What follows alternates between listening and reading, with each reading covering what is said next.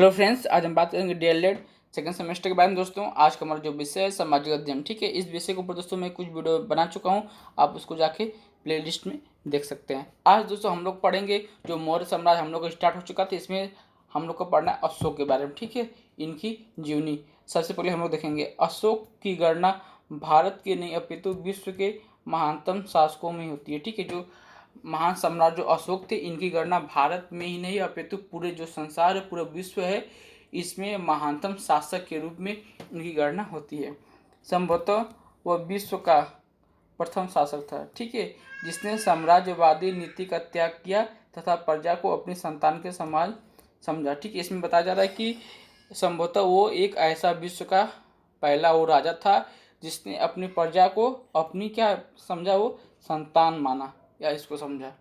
धर्म के साथ साथ प्रशासनिक मामलों में भी अशोक की गहरी अभिरुचि थी। ठीक है, इसमें बताया जा रहा है कि जो धर्म के साथ साथ प्रशासनिक जो मामले थे उसमें भी अशोक की अच्छी रुचि थी। ठीक है, चंद्रगुप्त मौर्य ने अपने शासनकाल में कश्मीर को छोड़कर, ठीक है, जो चंद्रगुप्त मौर्य थे उनके जो शासनकाल में उसने कश्मीर को छोड़कर संपूर्ण पंजाब पर अपना अधिकार कर लिया था। ठीक है, मतलब जो उस साइड था, पंजाब एरिया था, उस साइड में किसको, कश्मीर को छोड़ के लगभग पूरा उधर का जो जगह था सब अधिकार अपने में कर लिया था। अतः जब अशोक मौर्य साम्राज्य का शासक बना तो उसने कश्मीर को विजित कर कश्मीर घाटी में श्रीनगर की स्थापना की। ठीक है, जो कश्मीर घाटी उसमें श्रीनगर की स्थापना किसने किया था, वह सम्राट अशोक ने किया था, इसको जीत कर। ठीक है, कश्मीर घाटी को जीत कर। अशोक की कश्मीर विजय की पुष्टि कल्हड़ की राज तरंगरी में होती है। ठीक है, जो कल्हड़ थे इन्होंने एक पुस्तक लिखी थी। कौन सी पुस्तक, वह राज तरंगरी लिखी थी। ठीक है, और इन्हीं की इस पुस्तक में यह स्पष्ट होता है कि जो अशोक है वो कश्मीर पर विजय प्राप्त किया और श्रीनगर को क्या बनाया, उसकी स्थापना की, श्रीनगर शहर की। अशोक के जीवन का सर्वाधिक महत्वपूर्ण युद्ध कलिंग विजय था। ठीक है, जो सम्राट अशोक थे इनके जीवन का सर्वाधिक जो महत्वपूर्ण था वो क्या था, युद्ध, वो कलिंग का जो युद्ध हुआ था वो सबसे महत्वपूर्ण था। ठीक है, चलिए इसमें और हम लोग देखते हैं। इस युद्ध ने अशोक को चंडाशोक से धर्माशोक में परिवर्तन कर दिया। ठीक है, ये जो युद्ध हुआ था उस समय एक कैसे थे, चंडाशोक जैसे थे। ठीक है, लेकिन इस विजय के उपरांत उनमें उनके अंदर परिवर्तन आया। ठीक है, वो धर्माशोक में परिवर्तन हो गया। चलिए इस बारे में अच्छे से हम लोग देख सकते हैं। अपने शासनकाल के 13वें वर्ष में अशोक ने कलिंग राज्य पर आक्रमण किया। ठीक है, आपने जो शासनकाल उन्होंने स्टार्ट किया था उसके 13वें वर्ष जब आया था तो अशोक ने किस पे, जो कलिंग एक जगह था उस पर इन्होंने आक्रमण किया। कलिंग उस समय एक शक्तिशाली राज्य था। ठीक है, उस समय कलिंग को एक शक्तिशाली राज्य माना जाता था। ठीक है, कलिंग के पास एक विशाल सेना थी। ठीक है, जो कलिंग एक साम्राज्य था उसके पास क्या थी, एक विशाल सेना थी। मगध के लिए अपने पड़ोस में ऐसी शक्तिशाली राज्य का होना मगध के अस्तित्व के लिए घातक था। ठीक, जो मगध साम्राज्य चंद्रगुप्त ने स्थापित किया था उसके लिए उसकी जो बगल में एक ऐसा शक्तिशाली राज्य का होना मगध राज्य के लिए क्या था, एक अस्तित्व के लिए एक घातक था। ठीक है, कब इसका अस्तित्व खत्म हो सकता है। ठीक है, इसलिए इसमें अशोक ने आक्रमण किया था। अतः अशोक ने कलिंग को स्वतंत्रता को समाप्त कर देने का निश्चय किया। ठीक है, जो कलिंग स्वतंत्र था उसको समाप्त कर देने का निश्चय किया और कलिंग युद्ध में घायलों की संख्या कितनी है दोस्तों, 2,50,000 से अधिक दी। लगभग 15,000 व्यक्ति इस युद्ध में कैद किए गए। कलिंग युद्ध के परिणाम अत्यंत महत्वपूर्ण थे। ठीक है, जो कलिंग युद्ध का परिणाम था वह अत्यंत ही महत्वपूर्ण था। युद्ध में भी भीषण रक्तपात एवं घायलों आदि को देखकर अशोक ने अहिंसा की नीति ली। ठीक है, जब युद्ध में बहुत सारे रक्तपात हो, बहुत लोग इसमें घायल हुए, कितने लोग मर गए, ठीक है, उसको देखकर अशोक ने अहिंसा की नीति अपना ली। ठीक है, मतलब किसी के साथ युद्ध नहीं करने का अहिंसा का नीति अपना लिया। ठीक है, और इसमें देख लेते हैं हम लोग। तथा सदैव के लिए युद्ध करना छोड़ दिया। ठीक है, मतलब कि उसने ऐसा किया और युद्ध को उन्होंने छोड़ दिया। ठीक है, अहिंसा का मार्ग उन्होंने अपना लिया। अशोक की इस नीति का एक परिणाम यह भी हुआ कि इसमें सैन्य मगध साम्राज्य का पतन होना प्रारंभ हो गया। ठीक है, मतलब धीरे धीरे जो इन्होंने जो नीति अपनाई वो युद्ध नहीं करेंगे, इससे उनके साम्राज्य का नुकसान हुआ और धीरे धीरे उनका साम्राज्य क्या हुआ, पतन की ओर अग्रसर हुआ। दूसरी ओर बौद्ध धर्म के प्रचार द्वारा भारतीय संस्कृति का प्रचार विदेशों में हुआ। ठीक है, फिर उन्होंने बौद्ध धर्म को अपनाया और बौद्ध धर्म के जो संस्कृति थी, ये जो प्रचार था, इन्होंने विदेशों तक फैलाया। ठीक, अब देखते हैं दोस्तों धार्मिक नीति अशोक का। अशोक का धर्म विश्व इतिहास में अशोक इसलिए महान नहीं है कि वो चक्रवर्ती सम्राट था। ठीक है, इसमें बताया जा रहा है कि अशोक का जो धर्म है या विश्व इतिहास में इसलिए नहीं महान है क्योंकि वो एक सम्राट या एक राजा थे, बल्कि उनके जो कार्य थे उसके लिए वो महान माने जाते हैं, बल्कि उसने मानव की नैतिक उन्नति के लिए जीवन पर्यंत प्रयास किया। ठीक है, मानव की जो नैतिक उन्नति है उसके लिए इन्होंने अपना पूरा जीवन लगा दिया। ठीक है, प्रयास में सत्य, अहिंसा और जीव के कल्याण को अपने जीवन का अभिन्न हिस्सा माना। ठीक है, इन्होंने सत्य, अहिंसा और जीव के कल्याण के लिए अपने जीवन क्या माना, एक अभिन्न हिस्सा माना। कलिंग युद्ध के पश्चात जो सम्राट अशोक थे उनका हृदय क्या हुआ, एकदम परिवर्तन हो गया और उन्होंने अपना जो सारा ध्यान कहाँ पर लगा दिया, मानव कल्याण के हेतु उन्होंने लगा दिया। और इसके लिए जिन नियमों एवं सिद्धांतों का विकास और प्रचार किया वे इतिहास में धम्म के नाम से जाने जाते हैं। ठीक है, इन्होंने जो ऐसा सिद्धांत और नियम जो लगाए वो किस लिए जाते थे, वो इतिहास में धम्म के नाम से जाने जाते थे। ठीक है, और इसमें देख लेते हैं अशोक के धर्म के अंतर्गत अनेक बातें सम्मिलित हैं। ठीक है, जो अशोक के धर्म है, जो उनके नियम है, उनमें बहुत सारे बातें सम्मिलित है। चलिए उन सब बातों को हम देखेंगे। जब पहला पॉइंट है माता पिता, गुरुजनों तथा वृद्धों की सेवा एवं आदर करना। ठीक है, और सेकेंड पॉइंट इनका देखते हैं हम लोग, ब्राह्मणों, श्रमणों, संबंधियों, मित्रों, वृद्धों तथा दीन दुखियों के प्रति दया भाव दिखाना। आपका जो तीसरा पॉइंट है दया, दान, सत्य, संयम, कृतज्ञता, दृढ़ भक्ति, शौच तथा माधुर्य आदि गुणों का आचरण करना। ठीक है, जो इनके धर्म में थे इसमें ये 14 पॉइंट है, सबको हम लोग देखते हैं पारी पारी। सेवकों तथा श्रमिकों के साथ अच्छा व्यवहार करना। ठीक है, जो सेवक उनके थे या जो आपके श्रमिक थे उनके साथ कैसा व्यवहार करना, अच्छा व्यवहार करना। और दोस्तों देख लेते हैं इसमें अल्प व्यय तथा अल्प संग्रह करना। ठीक है, मतलब कि आप जो व्यय करें थोड़ा ही कीजिए और थोड़ा ही संग्रह कीजिए। ठीक है, निषेधात्मक आदेशों में उसने कम से कम पाप करने पर बल दिया था। ठीक है, इन्होंने कम से कम पाप करने पर बल दिया था। इसके लिए निष्ठुरता, क्रोध, अभिमान, ईर्ष्या आदि दुर्गुणों से दूर रहने का उपदेश दिया था। व्यक्ति को निष्ठुरता नहीं होना चाहिए, क्रोध भावना नहीं होना चाहिए, इस किसी बात का अभिमान नहीं चाहिए, उनके अंदर कोई ईर्ष्या नहीं होना चाहिए। ठीक है, ये सब जो उनके अंदर दुष्गुण थे उसको खत्म करने का उन्होंने उपदेश दिया था। ठीक है, अब सातवां पॉइंट देखते हैं धार्मिक भावना तथा आचरण के विकास के लिए उसने समय समय पर आत्मनिरीक्षण की अवधारणा पर विशेष बल दिया। ठीक है, इसमें बता रहा है कि धार्मिक भावना तथा आचरण के विकास के लिए उन्होंने समय समय पर आत्मनिरीक्षण की आवश्यकता पर विशेष बल दिया। अब देखते हैं अशोक के धर्म की विशेषताएं। चलिए इसको हम अच्छे से देख लेते हैं। अशोक के धर्म के आदर्शों एवं सिद्धांतों की विवेचना करने पर अशोक के धर्म में निम्नलिखित विशेषताएं परिलक्षित होती है। चलिए हम लोग देखते हैं। पहला है सार्वभौमिकता। ठीक है, अशोक के धर्म को सार्वभौम कहा जा सकता है या सार्वभौमिकता कहा जा सकता है क्योंकि इस धर्म में उन उपदेशों का समावेश है जो सभी धर्म में समान रूप से मान्य है। ठीक है, इन्होंने इसलिए ये इनका ये मान गया है क्योंकि इनमें वो उपदेश का समावेश है, मतलब कि इसमें डाला गया है कि जो हर एक धर्म के लिए समान हो या हर एक धर्म में वो मान्य हो। इस धर्म में सांप्रदायिकता के लिए कोई स्थान नहीं था। ठीक है, किसी प्रकार के सांप्रदायिकता, हिंसा के लिए कोई स्थान इसमें नहीं था। सहिष्णुता के बारे में हम लोग देख लेते हैं। सार्वभौम होने के कारण इसमें सभी धर्मों के प्रति समान सम्मान थे। ठीक है, मतलब कि ये अलग धर्म होने के कारण इन्होंने एक ऐसा निर्माण किया कि जिसमें हर एक धर्म के लिए क्या हो, एक समान सम्मान था। ठीक है, हर एक धर्म के लिए। यह धर्म वसुधैव कुटुंबकम के सिद्धांत का अनुमोदन करता है। ठीक है, जो वसुधैव कुटुंबकम का अर्थ है उसी के सिद्धांत को ये पालन करता है। आप देखते हैं तत्वों पर बल।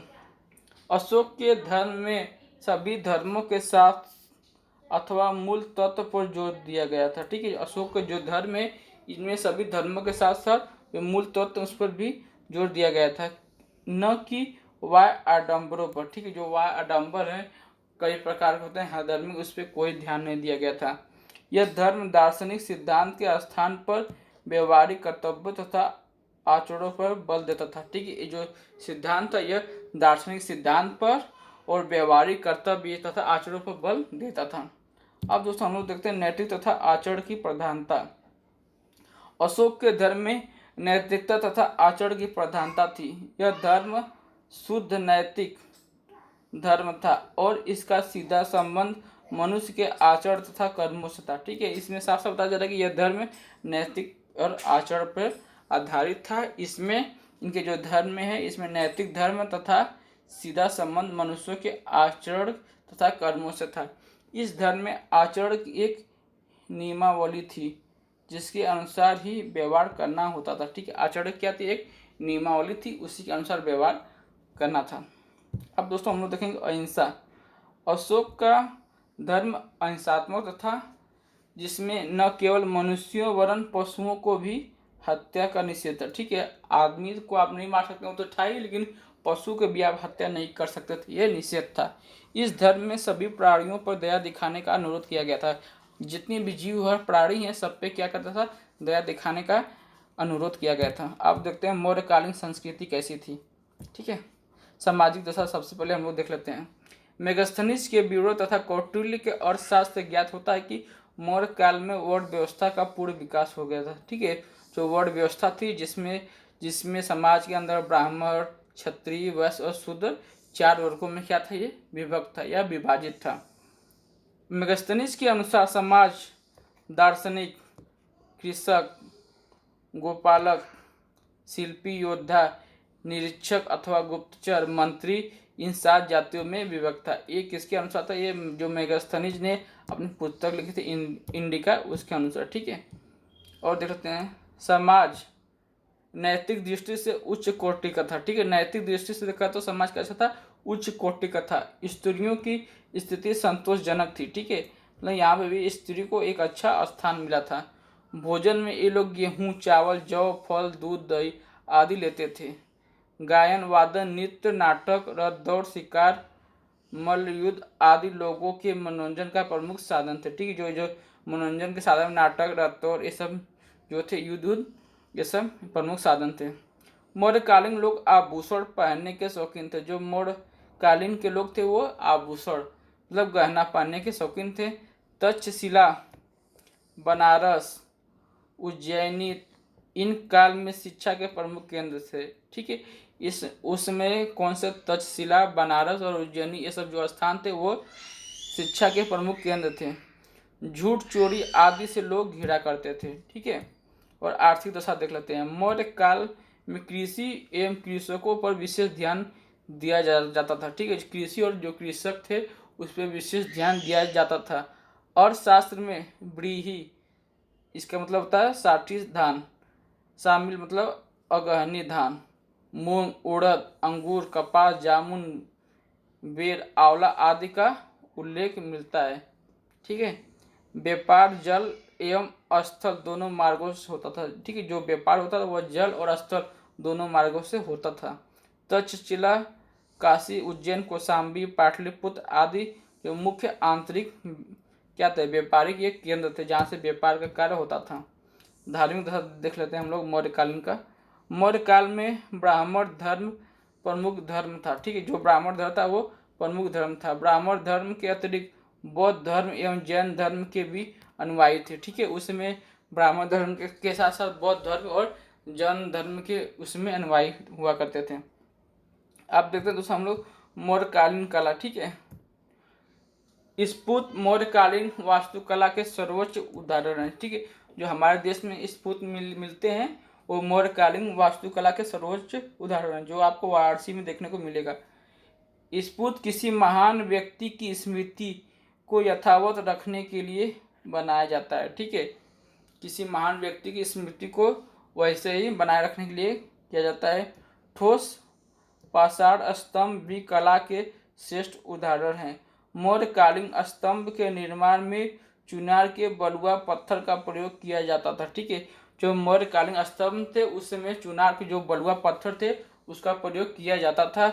मौर्यकालीन भवनों में भी कलात्मक दृष्टिगोचर होती थी। ठीक है, जो उस समय की भवनें थी वो भी कैसा होते थे, कलात्मक होती और दृष्टिगोचर होती थी।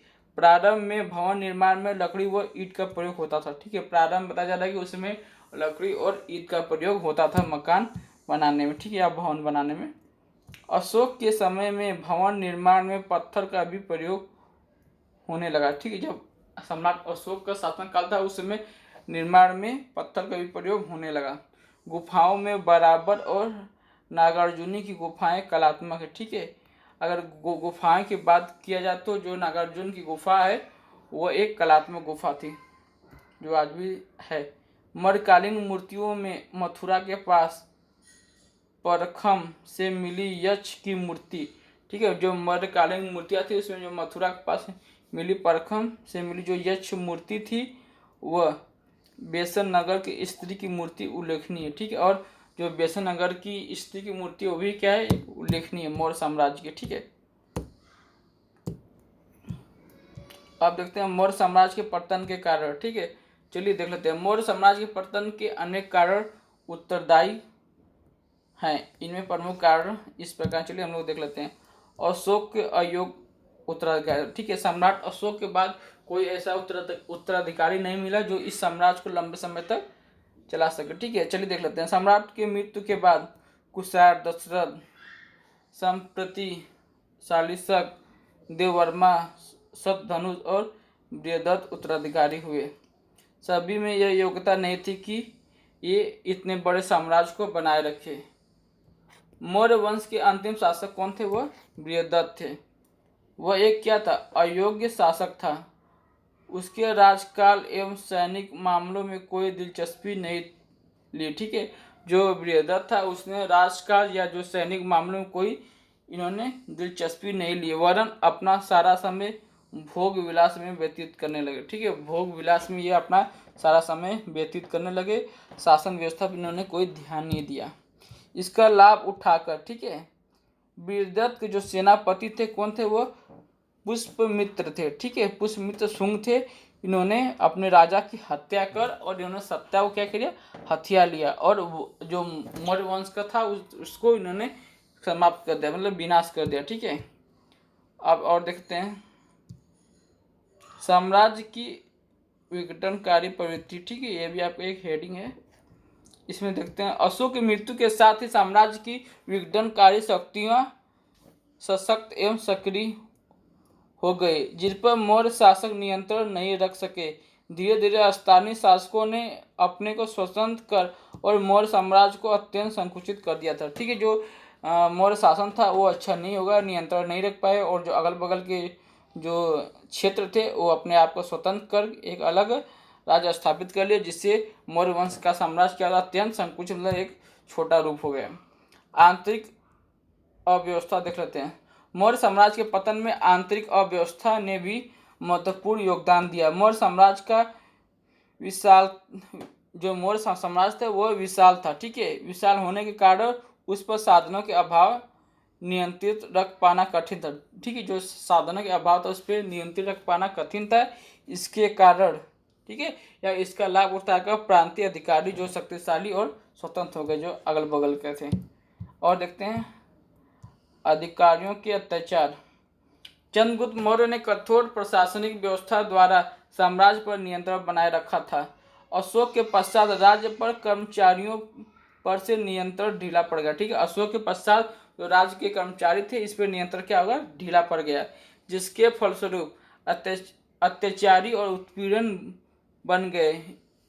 इसलिए जब पुष्यमित्र ने बृहदत्त की हत्या की तो उसमें जो सत्ता हत्या ली, बृहदत्त की हत्या करके पुष्यमित्र ने वो सत्ता हत्या ली, फिर भी वहाँ की जनता ने मौर्यों के लिए आंसू नहीं बहाए, क्योंकि वहाँ पे अत्याचार या उत्पीड़न अधिक हो गए थे। और हम लोग देखते हैं यवन आक्रमण। यवन या यूनानी आक्रमणकारियों ने लड़खड़ाते मौर्य साम्राज्य पर प्रहार कर इसे मृत प्राय बना दिया था। आर्थिक कारण देख लेते हैं मौर्य साम्राज्य के पतन के। मौर्य साम्राज्य के प्रारंभ में, ठीक है, राज्य ने आर्थिक हितों की सुरक्षा के लिए कठोर कदम उठाए, जिसके कारण राज्य को आर्थिक स्थिति सुदृढ़ हुई।